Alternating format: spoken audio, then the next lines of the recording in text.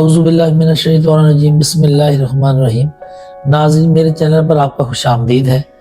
ناظرین، مریم نواز چینی کمپنیوں کو پنجاب میں سرمایہ کاری پر ترجیحی سہولیات دینے کے لیے رضامند ہے۔ وزیر اعلیٰ مریم نواز شنگھائی پہنچ گئی ہیں اور شنگھائی میں سیاسی مصروفیت کا آغاز کر دیا ہے۔ وزیر اعلیٰ پنجاب مریم نواز شریف نے کمیونسٹ پارٹی آف چائنا کی شنگھائی کمیٹی کے ڈپٹی سیکرٹری مسٹر زونگ منگ نے پنجاب اور شنگھائی کے درمیان معاشی تعلقات کو مزید مستحکم کرنے کے لیے عزم کا اظہار کیا، جبکہ ملاقات میں تجارت، سرمایہ کاری، سائنس، ٹیکنالوجی اور انڈسٹری میں تعاون کو بھی مزید فروغ دینے پر زور دیا گیا۔ دونوں رہنماؤں کے درمیان ملاقات میں اکنامک اور ٹیکنالوجی کے شعبوں میں تعاون بڑھانے پر تبادلہ خیال ہوا، جبکہ وزیر اعلیٰ پنجاب مریم نواز شریف نے پاکستانی طلباء اور ماہرین کو ٹریننگ اور تعلیم کے مواقع فراہم کرنے پر شکریہ ادا کیا، اور ساتھ ساتھ وزیر اعلیٰ مریم نواز شریف نے شنگھائی بیسڈ کمپنیوں کو پنجاب کے اسپیشل اکنامک زون میں سرمایہ کاری کی دعوت بھی دی۔ اس موقع پر مریم نواز نے گفتگو کرتے ہوئے کہا کہ عالمی سطح پر شنگھائی کا فائنینشیل اور ٹریڈ ہب کے طور پر ابھرنا قابل تحسین امر ہے۔ Auto mobile, I T, semi conductor اور روبوٹک سمیت دیگر شعبوں میں شنگھائی کی کمپنیوں سے اشتراک کار چاہتے ہیں۔ وزیر اعلیٰ پنجاب نے کہا کہ چین کے تعاون سے ماہرین کی کیپیسٹی بلڈنگ سے پاکستان میں آئی ٹی انڈسٹری سے فروغ پا رہی ہے۔ پاکستان کا آئی ٹی سیکٹر مایا ناز صدی جنگ پنگ کے ویژن کے مطابق ترقی کرنے کی صلاحیت سے مالا مال ہے۔ انہوں نے کہا کہ حکومت پنجاب شنگھائی حکام کے ساتھ آئی ٹی سیکٹر کو فروغ دینے کے لیے پوری طرح تیار ہے اور پاکستان چین نواز شریف اور شہباز شریف کے دور حکومت میں مزید قریب آئے ہیں۔ اہل چین سے انس میرے خون میں شامل ہے۔ مریم نواز نے کہا کہ چائنا پاکستان اکنامک کوریڈور جیسے گیم چینجرز پروجیکٹ کا آغاز ہوا نواز شریف اور شہباز شریف کے دور حکومت میں ہی یہ ممکن ہو سکا۔ ان کا مزید کہنا تھا کہ کئی سال کے سیاسی اور معاشی عدم استحکام کے بعد پاکستان کی معیشت اور معاشی اشارے بڑھوتری کی طرف گامزن ہے۔ چین کی کمپنیوں کو پنجاب میں سرمایہ کاری پر ترجیحی سہولیات دی جائیں گی۔ اس موقع پر کمیونسٹ پارٹی آف چائنا کی شنگھائی کمیٹی کے ڈپٹی سیکرٹری مسٹر زونگ منگ نے کہا کہ تجارت، سرمایہ کاری، انفراسٹرکچر اور عوامی رابطے باہمی تعلقات کو مزید مستحکم کریں گے۔ جی ناظرین، علی امین گنڈا پور کی درخواست پر جو سماعت ہے سینئر وکیل کی عدم پیشی کے باعث غیر معینہ مدت کے لیے ملتوی کر دی گئی ہے۔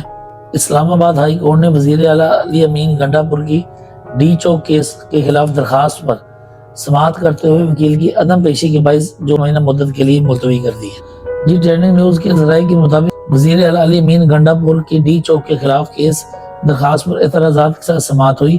چیف جسٹس عامر فاروق اور جسٹس سمن رفعت امتیاز نے سماعت کی سینئر وکیل کی عدم پیشی کے باعث کرنے کی اصلاح کر دی، سماعت ملتوی کرنے کی اصلاح کر دی۔ جسٹس عامر فاروق نے کہا کہ درخواست پر رجسٹرار آفس کے اعتراضات اور سوالات ہیں، ان کے جواب دیں۔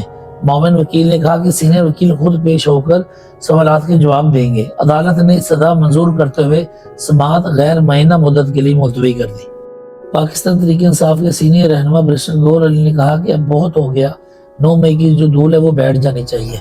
پاکستان تحریک انصاف برسٹر گور علی خان کا کہنا تھا کہ بہت ہو گیا، اب جو 9 مئی کی دھول ہے اس کو بیٹھ جانا چاہیے۔ قومی اسمبلی میں اظہار خیال کرتے ہوئے برسٹر گور علی کا کہنا تھا کہ ہم اس عوام میں مذاکرات کے لیے اپنے اوپر ہونے والے ظلم کا حساب چاہتے ہیں۔ ہم اس عوام سے مذاکرات کے ذریعے راستہ چاہتے ہیں۔ ہم نے مذاکرات کے لیے کمیٹی بنائی ہے، اسے کمزور نہ سمجھا جائے۔ انہوں نے کہا کہ اگر ہمیں مذاکرات سے راستہ نہ دیا گیا تو پھر سڑکوں پر آئیں گے اور ہمیں بار بار سڑکوں پر آنے پر مجبور نہ کیا جائے۔ پارلیمانی کمیٹی کا اجلاس بلائیں اور 9 مئی کی دھول کو بیٹھنا چاہیے۔ چیئرمین پی ٹی آئی کا کہنا تھا کہ ہمارے لوگوں کے ساتھ زیادتیاں ہوئیں، ان پر گولیاں چلیں۔ دنیا میں کہیں بھی پرامن احتجاج پر گولیاں نہیں چلتی۔ حالیہ دنوں میں برازیل سمیت کتنے ہی ممالک میں لوگ ایوانوں میں داخل ہوئے، کیا وہاں پر گولی چلی؟ انہوں نے کہا کہ آپ کی پارلیمان کے سامنے گولی چلی۔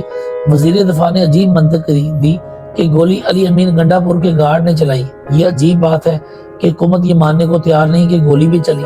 برسٹر گور کا اور کہنا تھا کہ ہمیں پشتون کارڈ استعمال کرنے کا طعنہ دیا جاتا ہے۔ ہمارے لوگ جو احتجاج پر آئے تھے غیر مسلح تھے، ہم پشتون کارڈ استعمال نہیں کرتے۔ آپ وہ ویڈیو سامنے لائیں جن میں پی ٹی آئی کے لوگوں نے کسی قسم کا اسلحہ استعمال کیا ہو۔ انہوں نے مزید کہا کہ عمران خان کو مقبولیت کے لیے جلد سے جلوس نکالنے کی ضرورت نہیں، 8 फरवरी को इनकी मकबूलियत साबित हो चुकी है।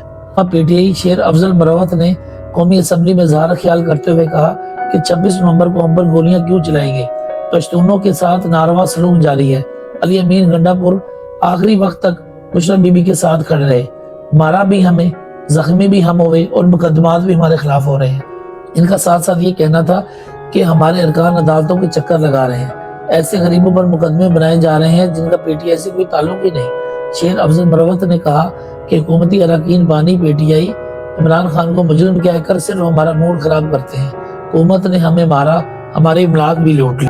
नाज़रीन, पार्लियामेंट में इसके साथ साथ वफाकी वज़ीर कानून आज़म नज़ीर तारा ने कहा कि अपोजिशन को लश्कर छोड़कर पार्लियामेंट आने पर हम मुबारकबाद पेश करते हैं।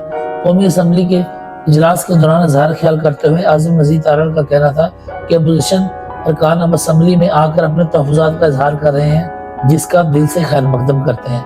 उन्होंने कहा वहाँ दोनों तरफ से मुरैलें चलती नहीं, यहाँ दलील से बात होगी। अपोजिशन को तनकीद करने और हमें जवाब देने का पूरा हक है। तनकीद होनी चाहिए, लेकिन हर बात पर नहीं। जो चीज़ें ठीक हो रही हैं इसकी तारीफ भी कर देनी चाहिए। वफाकी वज़ीर कानून का कहना था कि महंगाई कम हो गई, इंटरेस्ट रेट मजीद नीचे आएगा, प्रॉपर्टी और रियल एस्टेट में बहुत सरमायाकारी की जा रही थी। इस्लाहात के बाद लोगों ने स्टॉक मार्केट्स का रुख किया, जिसके बाद मार्केट मुसलसल ऊपर जा रही है।